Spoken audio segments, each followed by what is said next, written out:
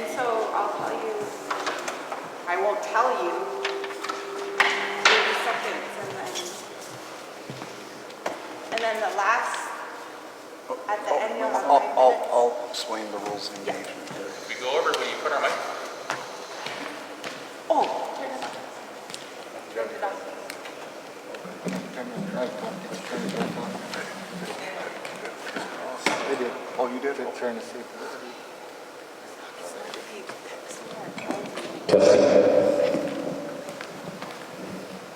Testing.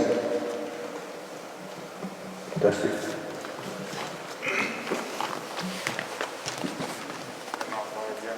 Yep. All right, this is our second debate of the afternoon, and I'm the moderator, John Ely, the archivist of Little Bighorn College. And first of all, I'll tell you guys the rules of engagement, and then we'll have a coin flip and go from there. Okay, all questions will be asked by the moderator, and most importantly, please be respectful of one another. Coin flip will determine who will go first, and then alternate each question thereafter. So whoever wins will get to answer the question first, and the next time the person who loses will answer first. You'll get 3 minutes for an opening comment, and then 3 minutes will be allowed for each answer. At the conclusion of the session, each candidate will be given 5 minutes for closing comments. Does that sound okay? All right, I got a nickel is all, so I'm gonna do the coin flip. Who wants to call it? Fitz. Fitz? Okay. And it is heads. So you will go first. And so to start with, you can do your 3-minute introduction. And the 3-minute introduction, and then we'll start asking questions on a variety of subjects. So, start out? Yep. Hello. My name is Levi Black Eagle. I am from Lodgrass, Montana. I am a Reese Mount and a child of the Whistling Water. My parents are Audrey and Cedric Black Eagle. I'm married to Brocade Stocks, Black Eagle, and we have 3 boys, Danger, Rivers, and Crimson, and we make our home here in Croix, BC, Montana, where we've lived for the past 10 years now. I'm running for Secretary of the Crow Tribe because I feel like I can make an impact on my tribe, and I feel like I can do good. And I'm very happy to be here today to engage in this debate. I feel that people need to know their candidates. People need to know who is going to lead them and represent them. And I believe that since it's been a little difficult for campaign season with the coronavirus, and it's hard to go door to door to actually get ourselves out there as much as we can. So doing anything we can to where we can, in a type of way, engage with our voting public, I believe that it's beneficial for our people to make educated decisions. And what better way to get to know your candidates than through a debate in this forum. So I'm happy to be here. I'm happy to take place, and I'm ready to get going. Thank you. Kahaichi,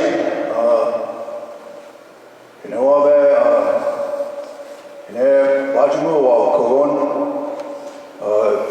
Mawalaja, Kalagowalio, Viva Walaja, Ogodaju, they are we should check about it.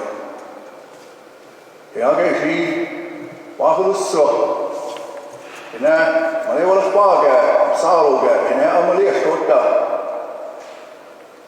Wabi is to say, Amolokazo, they are in a Bawalaja, Kalagoi, Wahulusha, Wajahu, Ochigo, Bajimu Ashi, Kodaji, Kalagoma, we use that, Ship. They are 2020 headed away. Good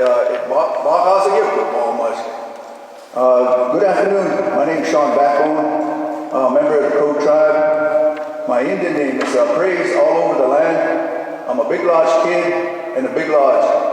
And we're vying for the seat of secretary. You know, the secretary has a lot of responsibilities.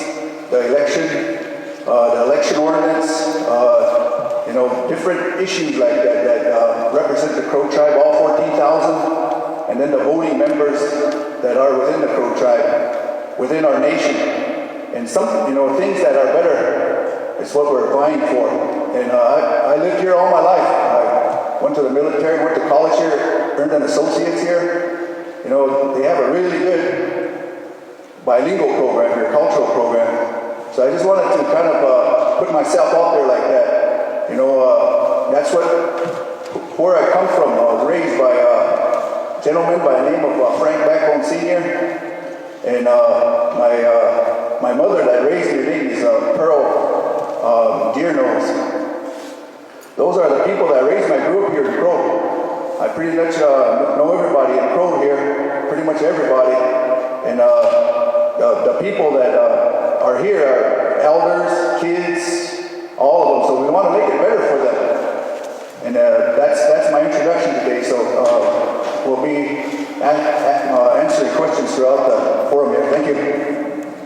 All right, Levi, you get the first question. And it's, what are your thoughts on COVID-19? If you are elected, what would you do to help mitigate the virus?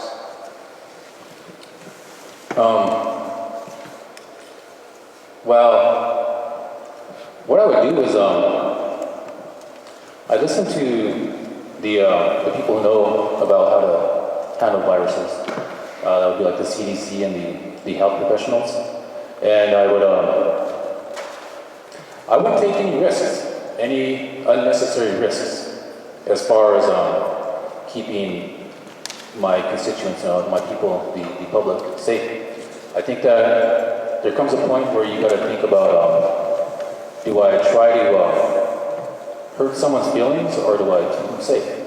And in that instance, I think that we keep people safe. You tell them, don't gather, don't go into crowds, stay home. Let's instruct a strict curfew. If everybody just stayed home, we would cut the numbers down drastically. If we enforced people to wear masks every single time, our numbers would go down. It's just trying to get people to comply with the regulations. And I think that the way we do that is that we lead by example. We make it known that we're not going to tell you to stay home, then we're going to go not stay home. I think that we all have to do that, and it takes it's going to be a community effort to mitigate these numbers and bring the numbers down.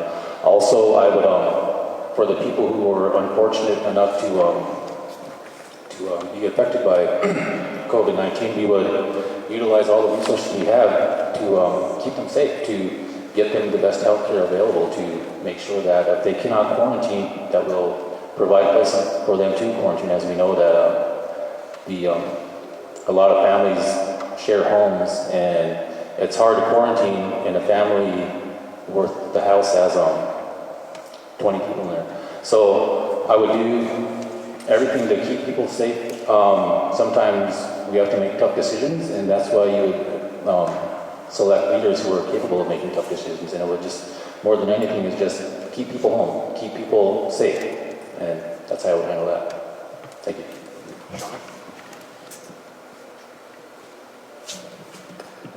Question? What are your thoughts on COVID-19? If you are elected, what would you do to help mitigate the virus? Hinagi Walizandan Balashili. In a Saulogish, Rujizalan,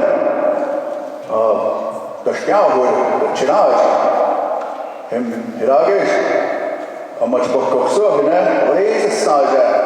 But they are there. Eggs, Jay, Shawar, call it. You could have showed them. They'll go like what spray hit back a little touch of sea work. And Malago, Coles on this. Ulu chik.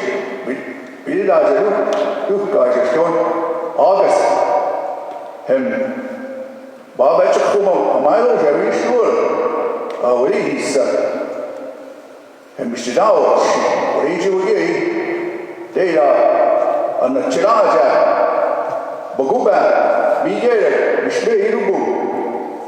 40 days. Get up within 40 days. Kolosu. Hem anna chiraaja yukura. Hem inab. Bajawaga. Kuksak. Inab balam hukkush. Absalogesh. Kukuru. Jizalat. Ishi kuksuru. Thank you. I reiterate that in English, the COVID-19 has went rampant through the Crow tribe, the Crow nation. I've never seen it like this before. We bury our relatives, our loved ones. And I myself am a COVID-19 survivor. I was in the hospital for 5 days, had an oxygen issue. And through prayer and perseverance and the grace of God, I came out of it. And the things that are part of it is real. It's not a joke.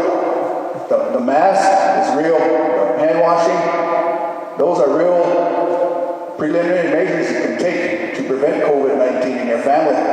I had one brother and 2 sisters die within 40 days in my family. So I'm affected by it, and I respect COVID-19. And we should use that funds that came to the Crow tribe to help the Crow people, to help their families. There's no jobs, there's nothing. You know, I believe like 27 million came to the tribe. 18 years and older got 500. 27 million, you break that down, you can eat from the ones that are enrolled to the elders, you can give them 1,900 each. Since there's no jobs, there's nothing. We have to pay bills. We could have utilized that for economic, for ourselves, for the Crow tribe, and that didn't happen. So, you know, COVID-19, you know, we just have to be safe. It's not a joke. All right. The next question, and Sean will answer first, deals with garbage. The Crow Reservation has been experiencing litter problems for a number of years. How do you address the dumpster site issues in each of the reservation's communities?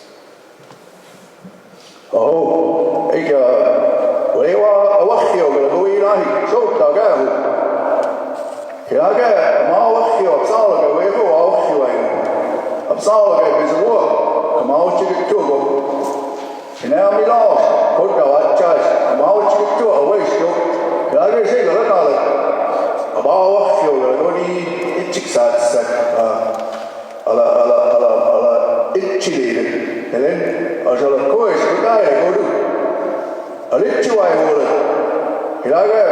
program that start quick back.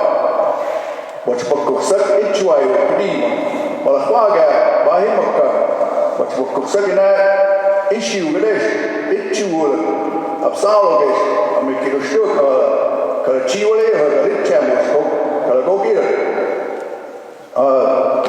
The trash issue is an important part of our infrastructure, our land, our nation. You know, they say, Absaloga, you want touch, you're a great Crow Indian, you're a great, you know, we have to take care of our backyard, which is that trash issue on top of the hill. And it's bad. It's bad up there. When they burn that, that smoke goes down the hill. There's people over there that had COVID, that have a lung issue, or asthma. It kind of affects that, and it stays there. It's an EPA issue, really. Each district will have they call them sites, transfer sites that will be clean. And we can all develop a job through different grants, and people in each district will take care of their transfer sites. So we can take care of this trash issue. I mean, it's not a joke either. Thank you. Levi? Garbage. I don't think it's here's my theory about garbage, and as far as how we're kind of not able to deal as well as far as the community goes. We as a people, didn't have the notion of excess, having more than you needed. And therefore, if we didn't have more than we needed, we wouldn't have waste. So even to this day, we kind of struggle with that because with moving into modern times, the idea that, surplus, capitalism and everything, that we strive to go for more than we need. And therefore, when you have more than you need, you end up with waste. And we have a lot of waste, so we don't know what to do with it. So it's not going to take just a one answer where we say, let's get rid of the dumps and that's going to take care of our garbage. It's going to be a community effort. It's going to take a movement within our people to battle this. Because our garbage isn't just up there at the transfer site. Our garbage is along the roads. People driving their cars, throwing their garbage out. How do we deal with that? That's part of the garbage too. And the way we do that is we instill a sense of pride into our people. It starts from somewhere else. It doesn't start from getting rid of the transfer sites. I mean, which we should do. Let's get rid of them. I don't know if you guys have driven by Muddy Cluster lately. I mean, I remember driving by there before and it looked like a big old giant landfill always. So, and that's not there anymore. And that's not such an eyesore. If we want to get rid of the eyesore of garbage, it starts at home. It starts with parents getting after their kids saying, hey, don't litter. And don't be littering in front of your kids. And take the time to take care of your garbage. And the way we do that is we instill a sense of pride in our community. If we take pride and we instill a sense of love for where we live, we'll take care of it. We won't be throwing garbage out. We won't be carrying it and say, oh, let's just take this garbage over here. I can't even get it into the dumpster. I'm just going to leave it 20 feet away without taking an extra effort just to go in there and put it in there. I mean, I feel that if we could make dump sites more accessible than having to load them up and go to the transfer site, that'd be better. I think that cost-wise, it won't cost as much either if we just have smaller dump sites throughout the communities. But I still think that it starts at home and it starts with us. We need to be the change. If we don't like looking at our garbage, let's take care of our garbage. And we need officials and leaders that are going to set the example. And thank you. All right, the next question goes back to you, Levi, and it's dealing with finances. If you're elected secretary, how will you track the use of COVID-19 funds? How will I track the use of COVID-19 funds? Yes. As far as finances go, anytime you make financial transactions, it leaves what's called a paper trail. And to track those, you would do an audit. And when they gave us that money, they gave us it under specific pretenses, which meant we need to do this with it, we need to do this with it, and we need to do this with it. So we'll just go back to the money came in, we do an audit and say, okay, what was spent? Does this line up with this? Does this line up with this? And I can't really speak as to where the COVID-19 monies went. I know that we each got $500 or 18 and older, but I think we would need to get in there and make a determination where did the rest of it go? Is it being used? Because I know that there are some families that are being put up in hotels for quarantine issues. I know that I'm sure some of it goes to the incident command team. They're doing a heck of a job. I'm sure that they're not doing that for free.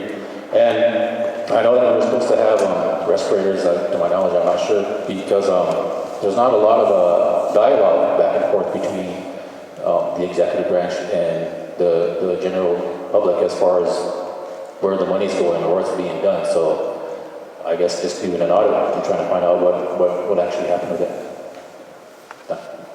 No live feed or, huh? I got a text, there's no live feed and there's no sound. No sound. Picture, but no sound now.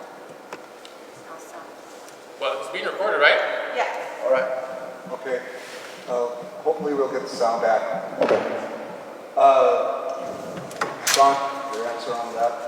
Question? How will you track the use of COVID-19 relief funds? It's a finance question. なんかね、霊3年話している和人指令です。いわゆる使用、フック、から、主治医のあるから、レッシワイは、and tribal government kaya absalo ga weekly HHA siya gina wala siya sa brigo sulu he absalo ga EY ko lagi korsa wala vidin shishida yu shone wala rafta sabe wala rafta he menahe aga lawa check communication go and with the COVID-19 funds, what will we do? Finance. I would, on a weekly basis as a tribal government, I would let the people know which district was helped, who was helped, and how much funds were they helped with on a weekly basis. So everybody knows the transparency of where this money is. 27 million is a lot of money. And wherever it goes, to all 14,000 crows that it was for, we all should know where it went. And that's what we would do.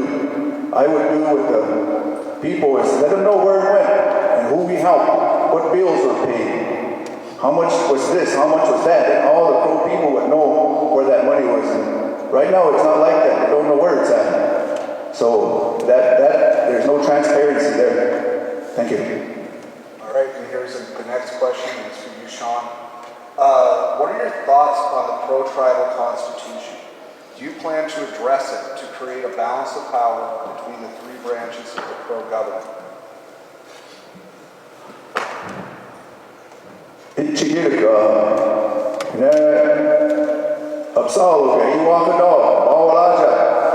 Iwakano, 2001 Constitution code. Hem shokta kalai dakuru shbekh shokta kaloi ishkola flaga lakukshiru.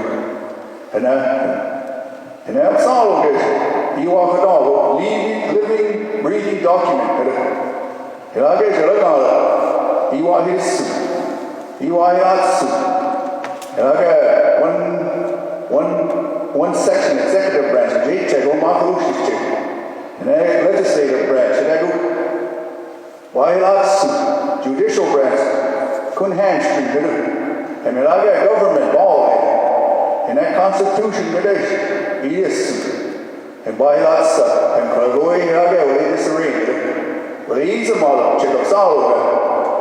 And we can show that constitution that is Bakurusak, a little chaliwo, Kalagos, and Bakurusauji, and Mishpolahogi, Suji, Bahiraji, Alaga, and past administration, this Bahiraji, the new Bahiratsa, Alago, go there, you could go.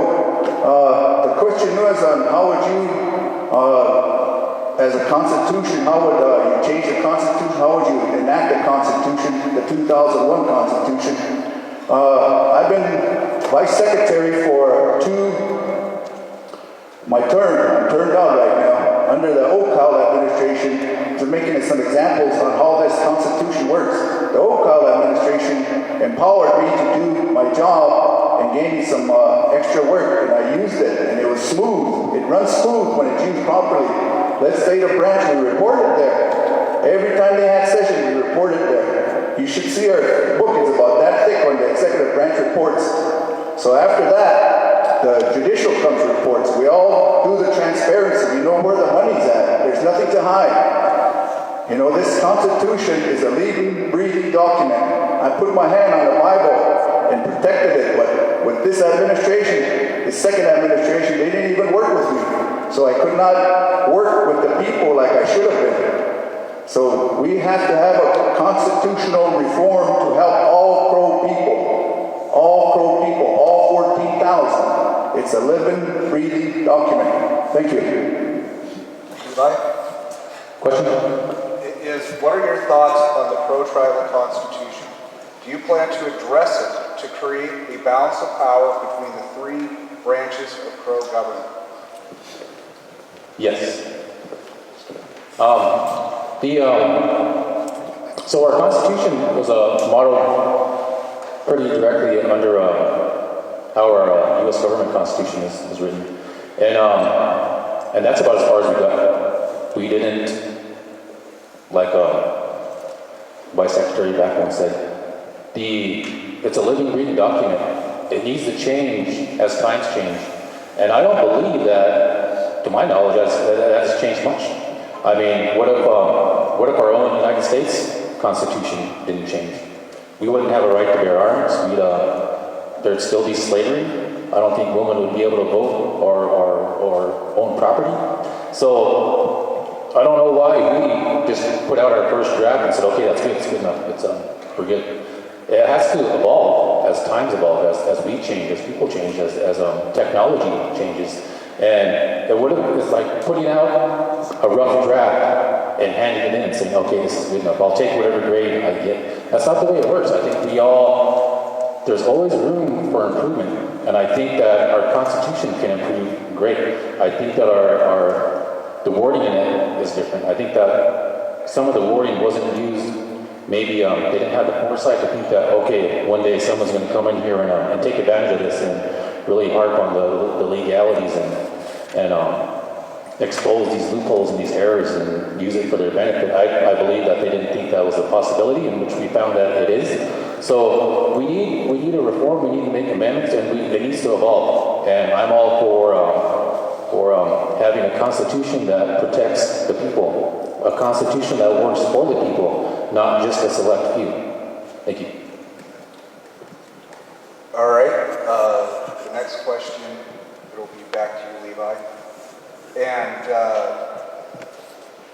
how you support education and training for tribal members? Education and training for tribal members. Well, I know that when I was in college, that one of the biggest problems or worries that I had or stressors that I had was, how am I going to pay for this? I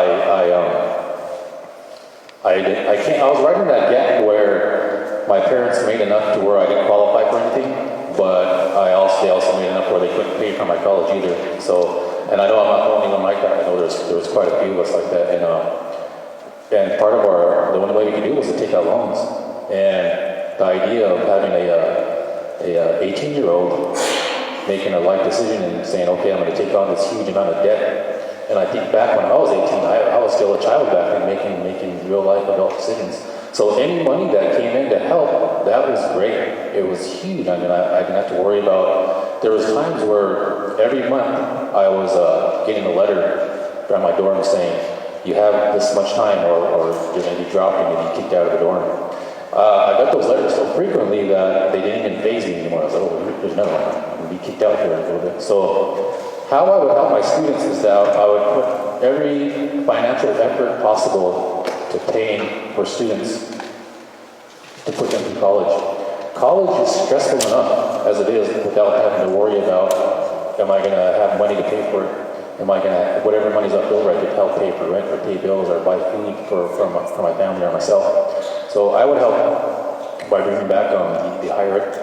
I'm not sure it's now, but I've never heard anything about it, but higher ed, scholarships, and not just college, but trade schools are a very beneficial route for people to go. And I know that we have classes for CDL or diesel mechanics or whatever opportunities we have. But just doing everything we can, utilizing all the resources that we have to make sure that our students and our Crow tribal members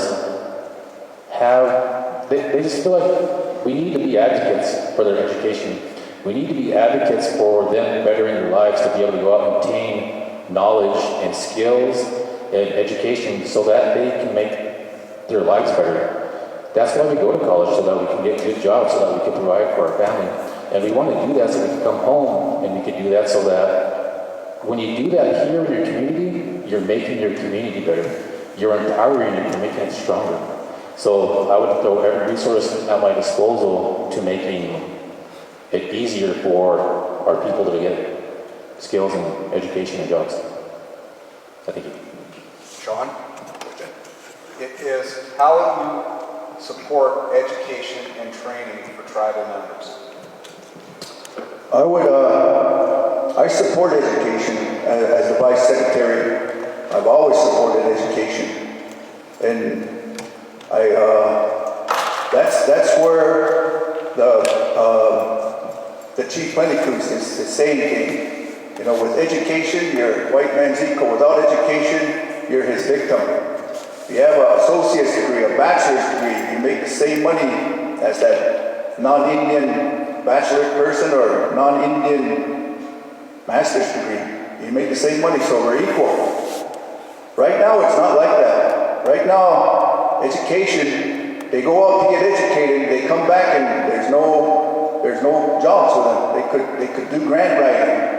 And I had a chance to go to SKC on my own. Went over there and visit the students, and there's 45 Crow kids over there, making it on their own. No higher ed. They got no higher ed. Only one person got higher ed. And when they call in for higher ed, they gave up the runaround, and then they just gave up. That's where our education department is. So we would revamp the education department so we can help every person. Bozeman was the same thing. I called a lady by Leslie Gorno, Region. She's the acting director. I said, how many federal programs do we have? She named about 10 of them. JOM, there was job placement and scholarships. Those are federal programs. Those could easily be helping the kids, the students that we send out that are making it on their own. And bottom line, all of them, I said, what do you need? Financing. That's all. Each other tribe, state of Montana, there's 7 tribes. We're the only tribe that don't help our tribe education-wise. That's sad. So we would change that. As secretary of the Crow tribe, I would change that. She hit it on accident. Oh, okay. I thought it was. Oh, okay. So we would do that. And moving on with that, you know, it's important. This establishment here is a great establishment. They have a great, everything's great here. You know, wouldn't it be great if the students at SKC and